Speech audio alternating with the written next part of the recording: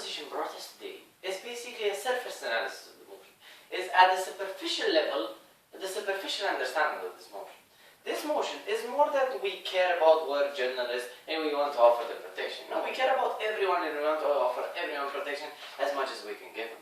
If we do not have consequence and if it is ethical and legitimate. And here is where team proposition should have brought us more analysis. Why are we the legitimate entity to do that? Why is it ethical to do that? How will this will not have any negative effect?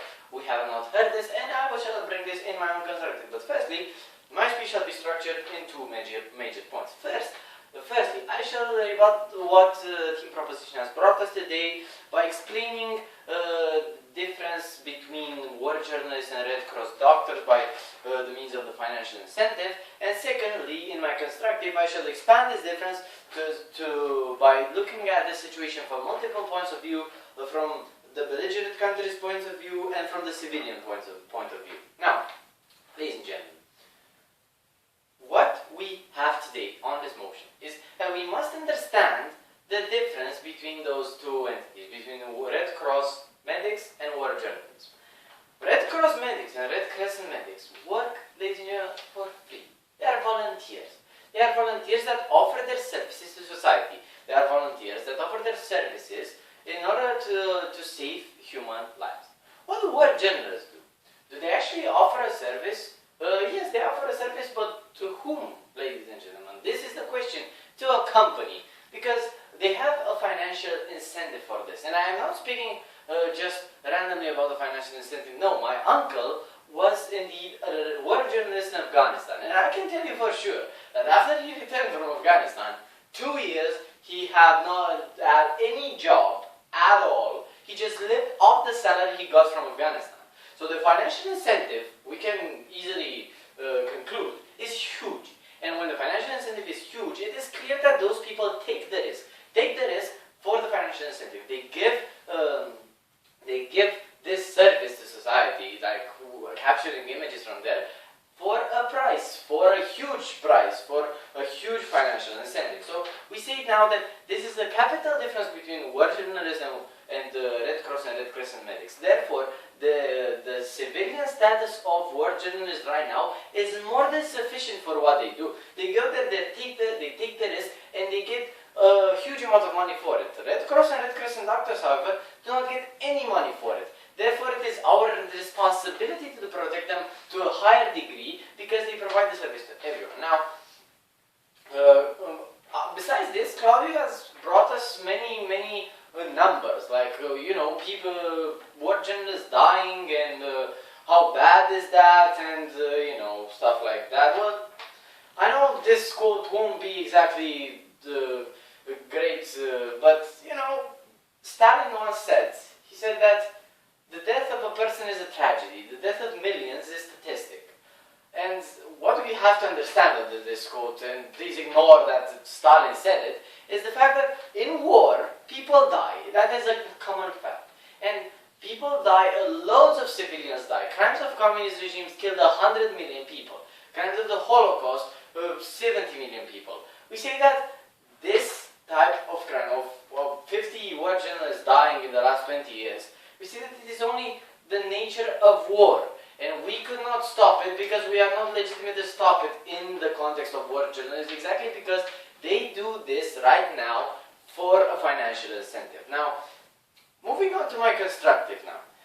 I will expand the difference between Red Cross and Red Crescent medics and war journalists. And we have to understand that it's not only about the financial incentive, but as long as we have understood this difference of the financial incentive, and we have already made clear that there is a great difference between them, we should analyze this motion from 2 points of view. We should firstly, from the point of view of the belligerent countries, the countries that are fighting in that war zone, or the groups that are fighting in that war zone. Well, and secondly, from the point of view of civilians. Well, let's think, ladies and gentlemen, what service do war journalists and Red Cross and Red Crescent medics bring to the belligerent countries? Well, you have Red Cross and Red Crescent medics that, what do? They take care of wounded that are civilian from a belligerent country or from the other. It doesn't, from military or not. It doesn't matter. Red Cross or Red Crescent medics are there in order to help, in order to promote humanity, in order to save lives, in order to actually provide a service to everyone in that area. So it is only natural that people in a war will avoid to kill Red Cross and Red Crescent medics, not necessarily because it is a war crime, but furthermore because they actually get a service from it. They get a benefit. Therefore, we say that it's only natural that the enforcement here should be greater, because those people are actually incentivized not to kill them. So, and when they know it is a war crime to kill them, they won't do even more not do it. However, let's think about what service war journalists bring. Well, war journalists bring to the belligerent countries, let me tell you, absolutely no benefit. No, they go into their countries, make snapshots of the atrocities of war, and they make them public for the international community to see. Well, what impact do those images have on the belligerent countries? Well, I'll tell you, a negative one. A negative impact because they will be seen even worse by the international community. So we say then that the belligerent countries, which are part of the international community, have absolutely no incentive to actually approve this motion, because they know that war journalists should not be granted this huge amount of protection, exactly because they get no benefit out of it. Then why should they offer them protection? We see no reason here. Now, furthermore, even if we would put this aside and we put the states aside, we'll have the civilians, and this is my second point in my constructive. The civilians, from their point of view, what will they see?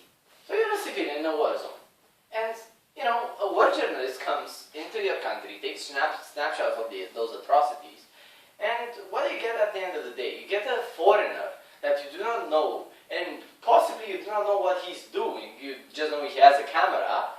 He will receive more protection than you, a civilian that lived there, a civilian that is truly damaged by the war, and the impact on you is so much greater compared to the war journalist. You suffer, your country is being destroyed, your land is being destroyed, not the war journalist. And however, he still receives more protection than you.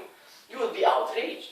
This motion shall cause unbelievable social tensions at the civilian level, because offering war journalists more protection than the civilians is absolutely astonishing for the society, because the civilians will think, hold on, a foreigner that actually does not provide me any service gets more protection than me. Ladies and gentlemen, we say that this motion will have such negative impact on a social level that we should not even think to approve it. So at the end of the day, what we have? We have a motion that has several problems. We have the problem of ethics. It is not ethical to approve this motion because of the fact that war journalists do not provide the service neither to the belligerent parts or the civilians in the war zone. And secondly, because of the practicalities. The practicalities that it shall cause tensions, social tensions because of it. So at the end of the day, we beg of you, please oppose this motion.